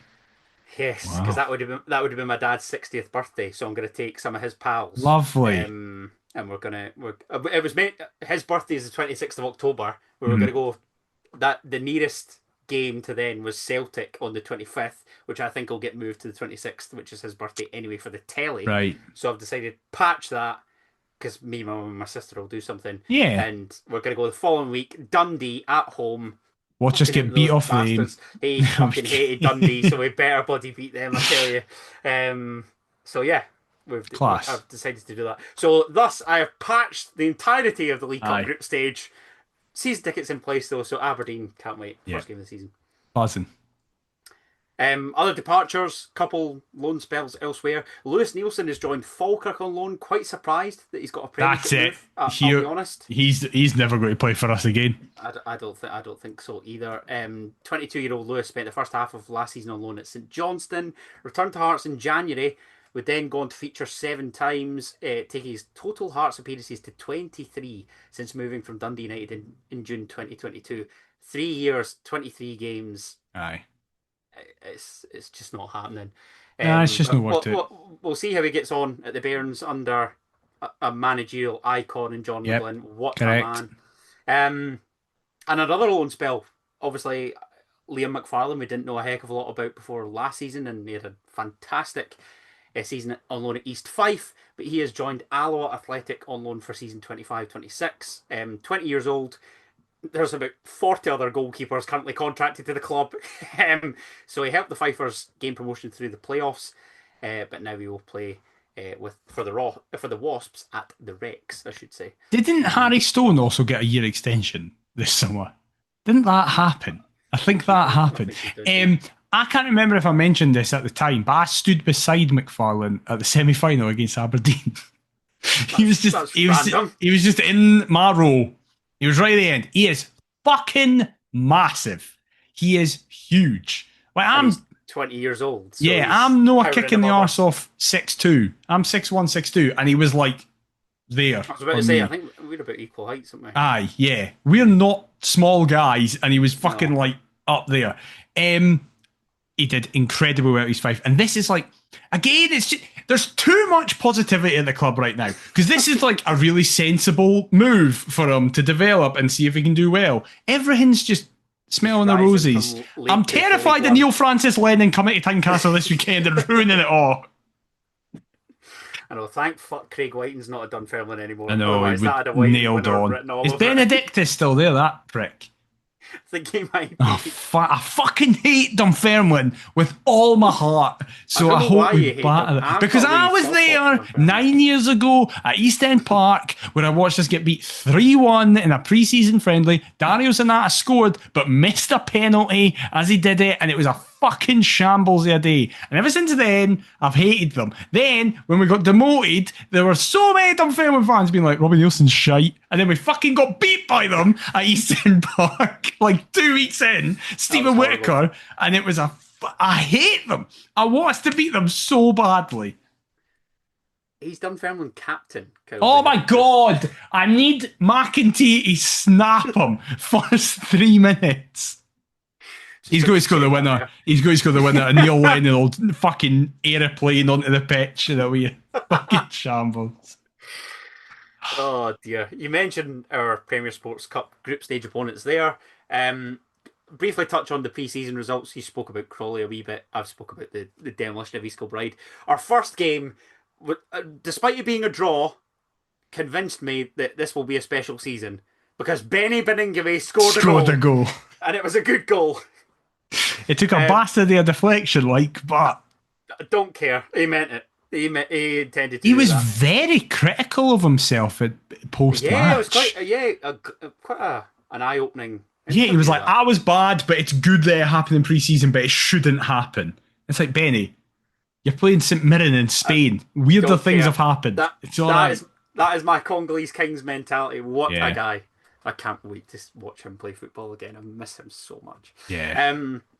So yeah, that draw, couple wins in pre-season, but I think this will be our pre-season McIver because we've been drawn in Group E alongside, with all due respect, Dunfermline Athletic, Hamilton Accies, Dumbarton and Stirling Albion.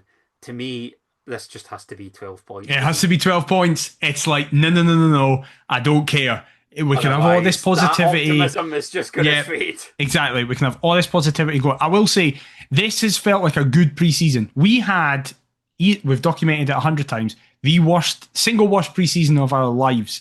Last season, Stephen Naismith saying I'm focusing on tactics, not fitness. So it meant that by January, when he'd been fucking sacked and we were shite, the team looked half dead and we had a terrible season. This time, we're doing triple sessions. We've barely conceded a goal in pre-season. We've scored hunters. We're doing really well. But as you say, our pre-season, and that sounds arrogant, but bluntly, it fucking is. Our pre-season encapsulates this group stage where we basically treat it as such. But if we have a Cathro-esque 17-18 campaign, it is the worst possible thing that could happen. It needs to be... Now, the good thing is... Can I just say, you also said that we'll win something. I also have that same sneaky suspicion. Mm-hmm. If we do not get through this group, we're never winning anything. Yeah, exactly. I do really like what I'm hearing from McInnes being like, it will be the strongest team possible in every game because we need to get up to fitness. And you've seen it. Was it Dundee United who got beat by Spartans this time last year? I can't remember if that was the last season or the season before. It might have But been you know what last I mean? season. It's like that's Yeah. St Johnstone, I don't think made it out the groups one year. Like Jesus, Kelty Hearts beat Hibs. Like, yeah, these exactly. these They scalps happen happen. far. Yeah, they do.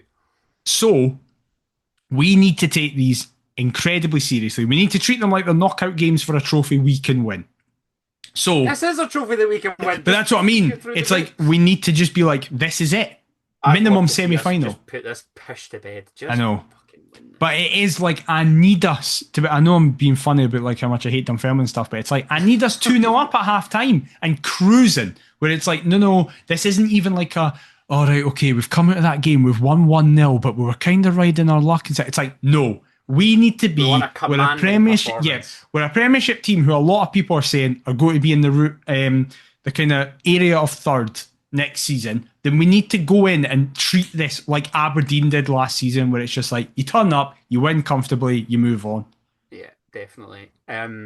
We obviously kick off the group stages this coming weekend, Saturday the 12th of July. We're recording this Thursday the 10th of July. It'll be out Friday, so tomorrow, against Neil Lennon's Dunfermline at Tynecastle Park. A 5:15 p.m. kickoff in Gorgate in front of the Premier Sports cameras. 3 days later, we travel to Broadwood, to take on John Rankin's Hamilton Accies in a 7:45 p.m. kickoff. Then taking on Stirling Albion at Forth Bank on Saturday the 19th of July, another 5:15 p.m. kickoff and another game in front of the Premier Sports cameras before we conclude with our final group stage match, welcoming Dumbarton to Gorgie on Wednesday the 23rd of July, 7:45 p.m. kickoff. It just has to be 12 points. Has to be 12 points. No fucking about. Do it. Speaking of fucking about, we're nearly at 90 minutes. However, before we give McIver a teensy tiny quiz, just like last season, 442 kindly asked myself to contribute to their season preview magazine, which will be available soon. So I thought that we could go over my answers. McIver could maybe guess who I said for each and every point, or kind of my answers, or give his own answers, whatever you want to do, mate. I have to put a caveat to this though.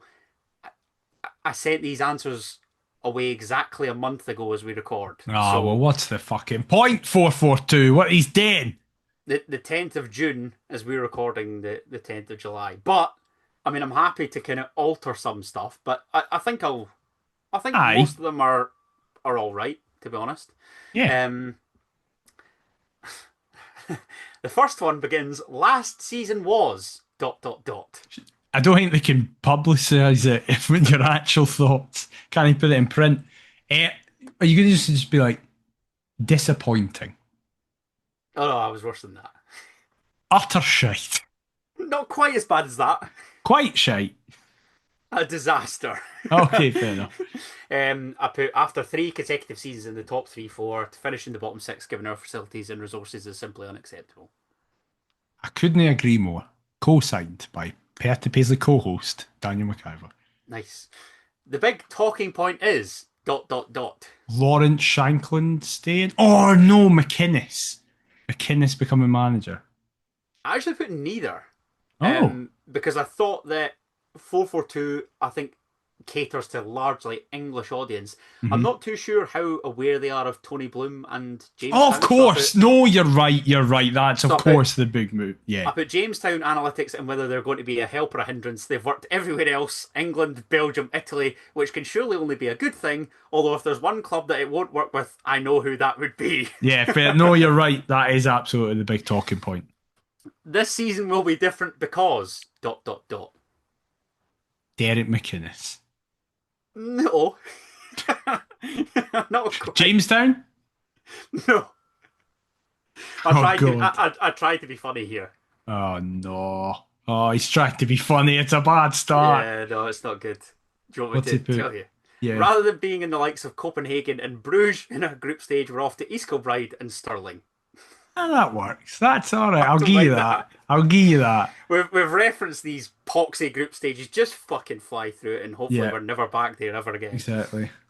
From Copenhagen to Capello. I'm disappointed with this answer because obviously what's happened has happened, but I won't be happy unless ... Lauren Shankland resigns.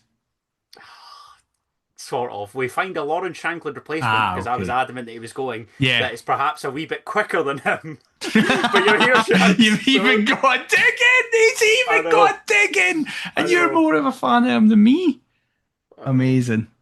I love you, Shanks. I'm so happy you're here. It's fine. And to be fair, he's been putting the hard yards in pre-season. I've seen the Instagram videos. He's been working hard, that boy. I can't believe, by the way, we haven't mentioned Halkett, who looks like he's a different human being. But, I know. But, oh my God. Jesus Christ.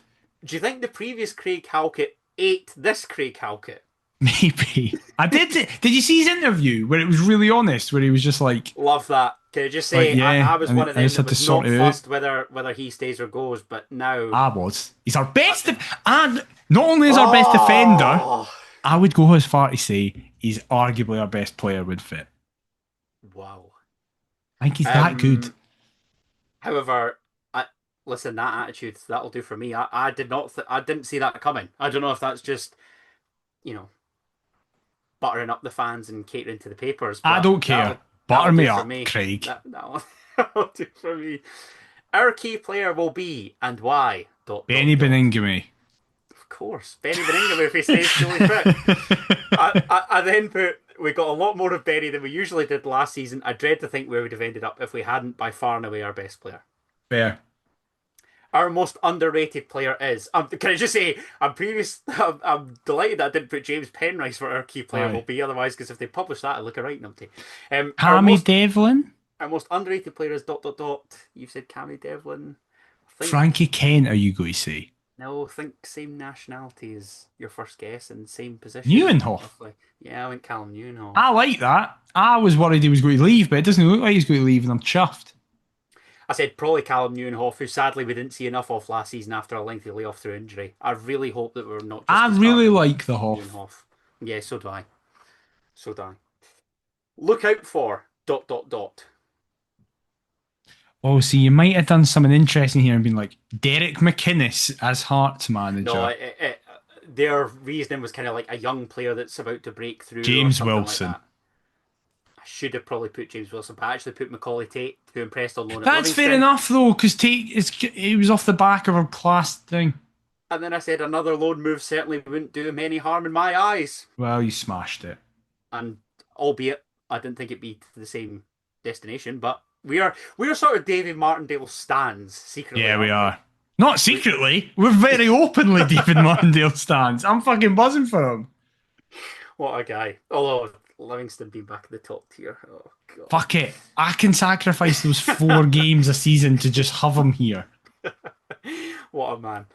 The opposition player I'd love here is ... Simon Murray. Bastard! It actually was. Fucking yes, I knew it.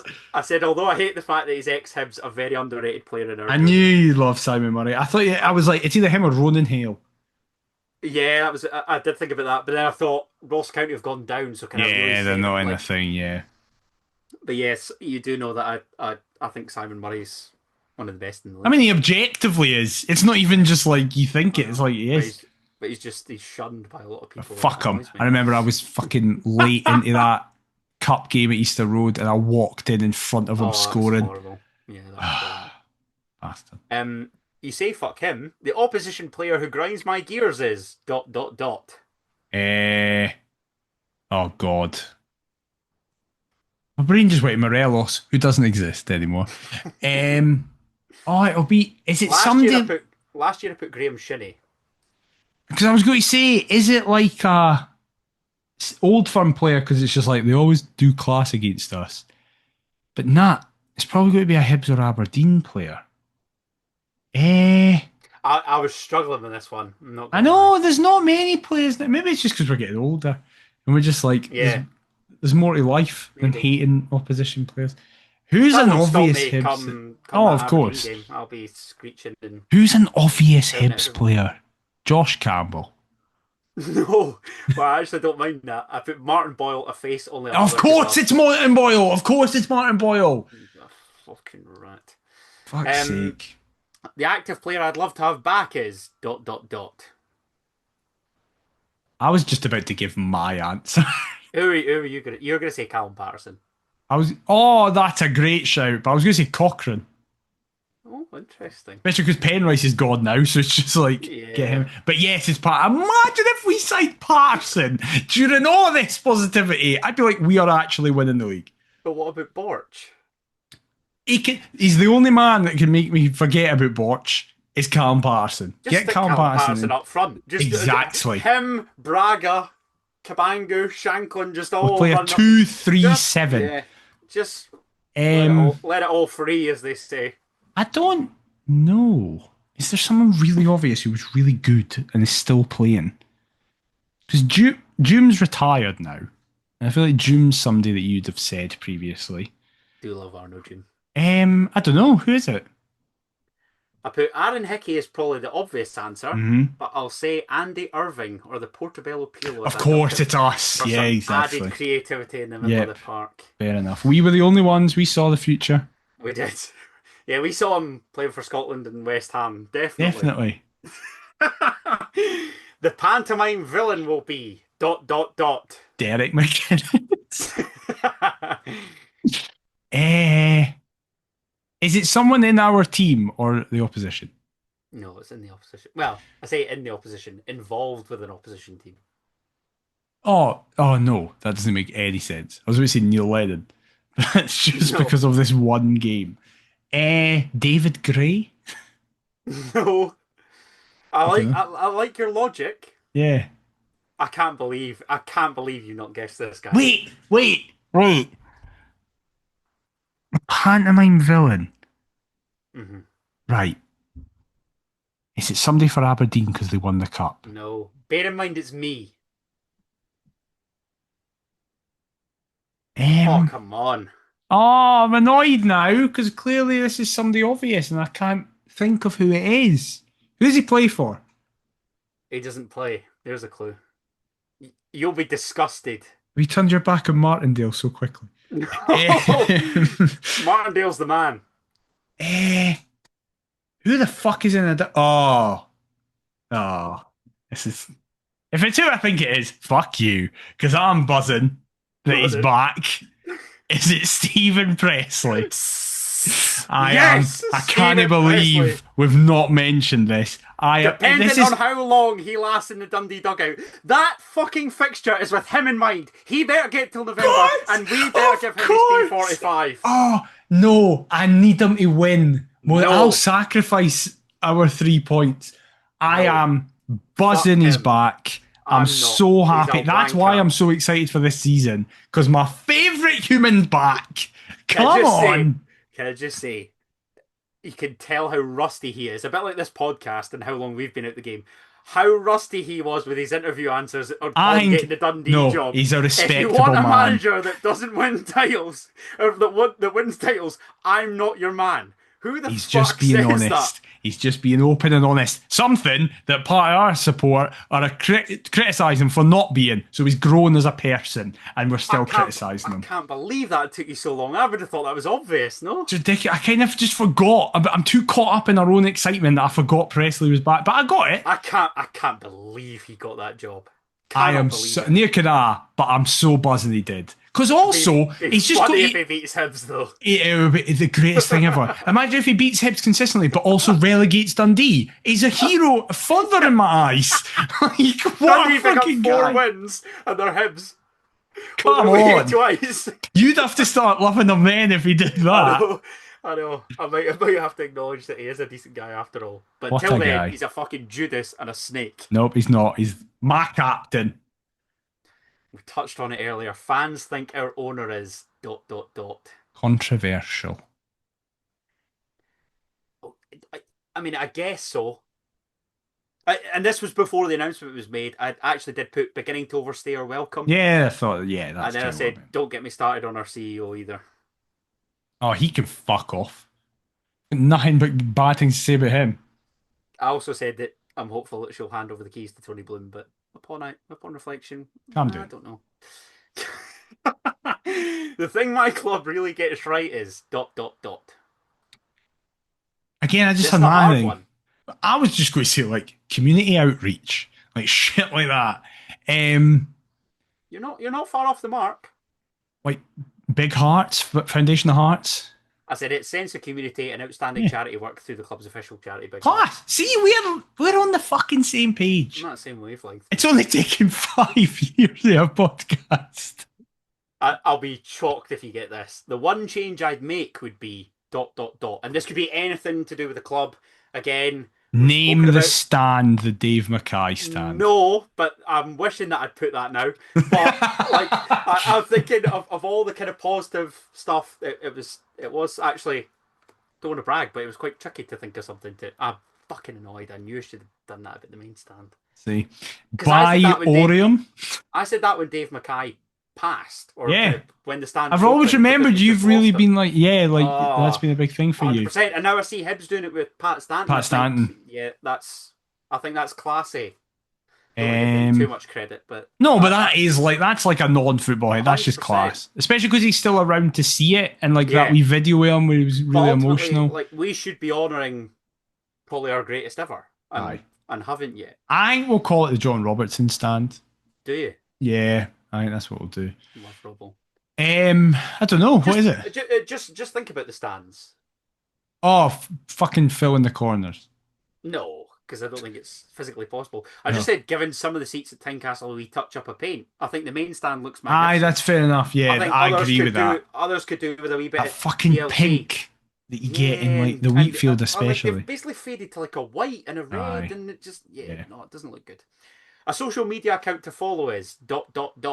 If you've not fucking used this as an opportunity for free podcast promotion, we'll get that with the. I didn't give a fuck. You should have still done it. You should have just hammered it in.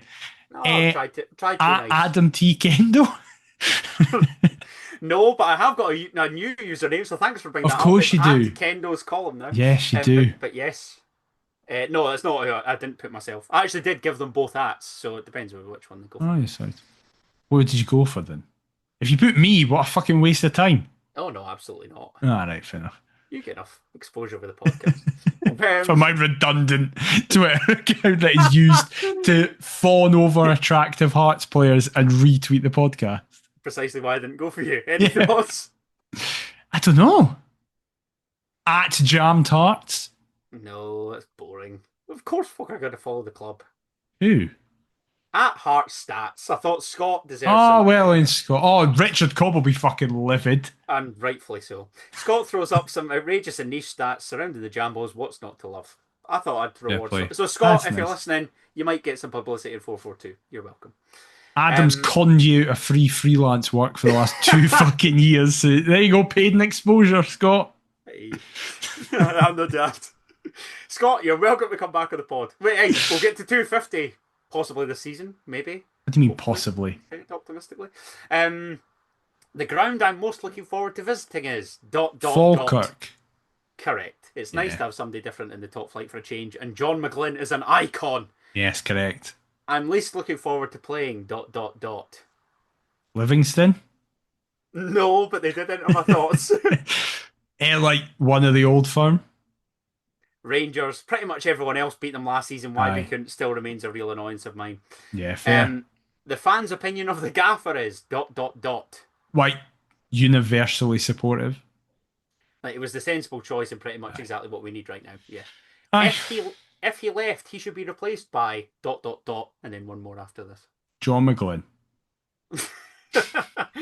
I mean, to be fair, if you read the papers, my answer is basically the same. Whoever the analytics choose.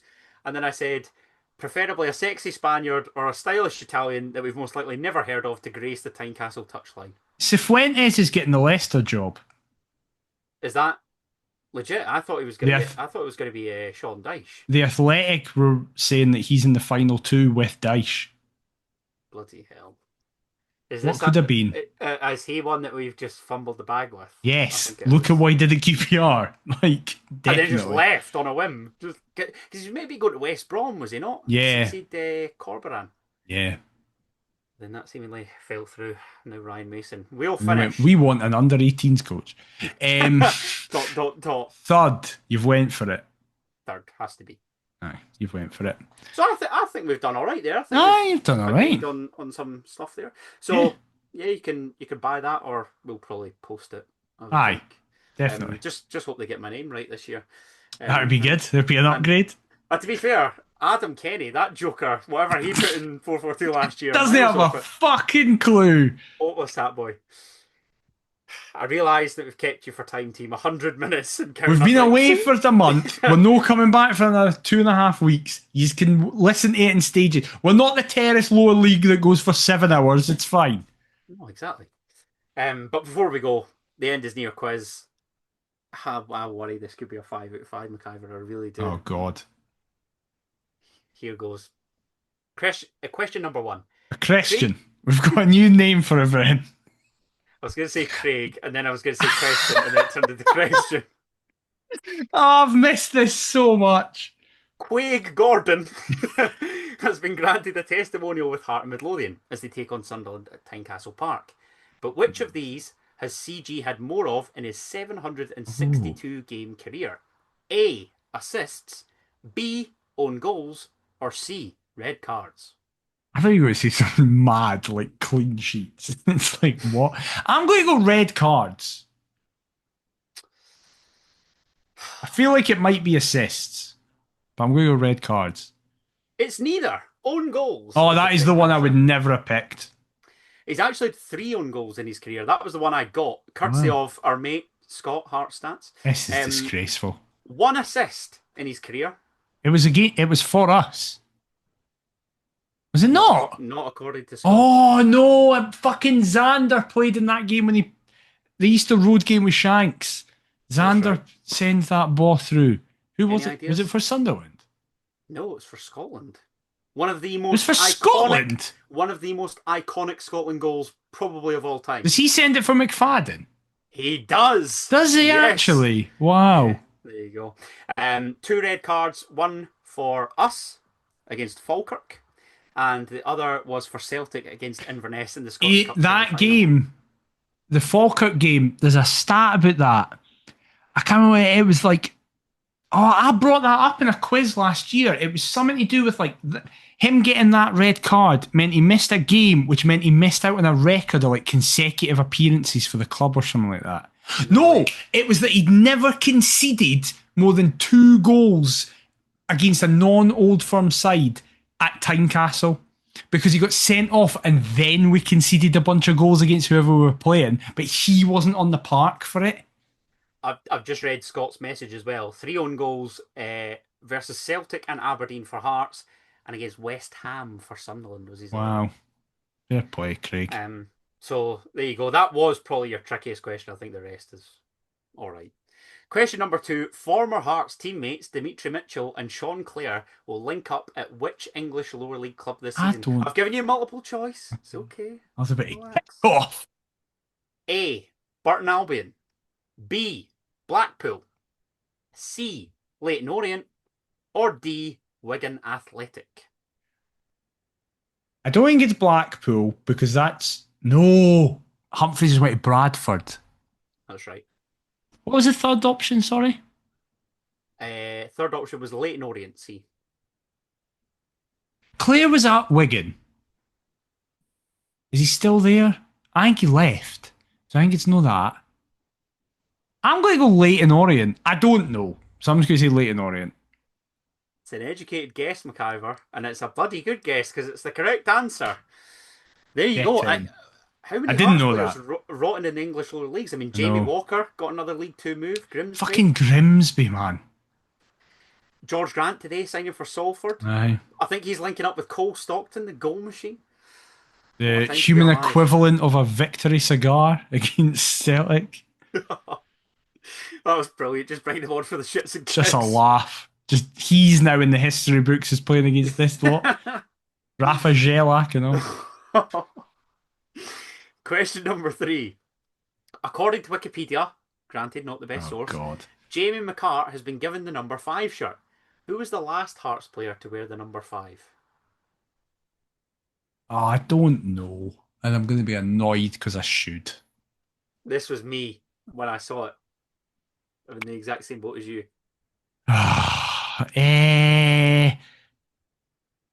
Oyegoke. Don't think he was 5. He was. Was he actually? Yeah, he was.